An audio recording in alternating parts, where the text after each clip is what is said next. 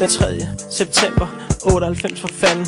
Første dag på højskole, første gang vi mødte hinanden. 4 måneder på grøn fløj, vi hang altid ud sammen. Tiden gik så stærkt, jo, det var fryd og fucking gammel. Vi havde alle mulige fede fag, for eksempel friluftsliv. Vi legede vikingelejr, og vi kunne svede hytter af siv.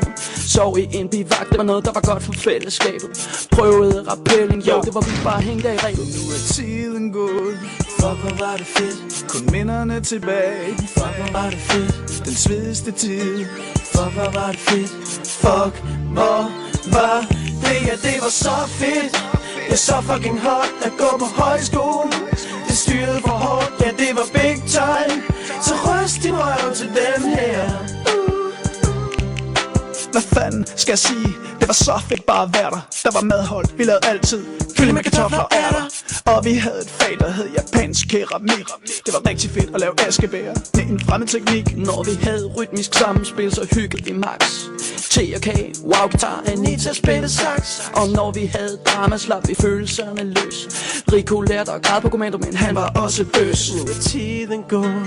Fuck, hvor var det fedt. Kom minderne tilbage. Fuck, hvor var det fedt. Den svedigste tid. Fuck, hvor var det fedt. Fuck, hvor var det, ja, det var så fedt. Det er så fucking hot at gå på højskole. Det styrede for hårdt, ja, det var big time. Så ryst din røv til, det var så fedt. Det er så fucking hot at gå på højskole. Det styrede for hårdt, ja, det var big time. Så ryst din røv til den her.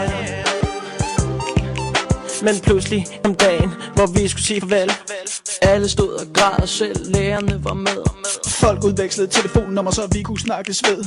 Vi skal holde forbindelsen ved lige i al evighed. fuck, hvor var det så fedt. Ja, så fucking hot at gå på højskole.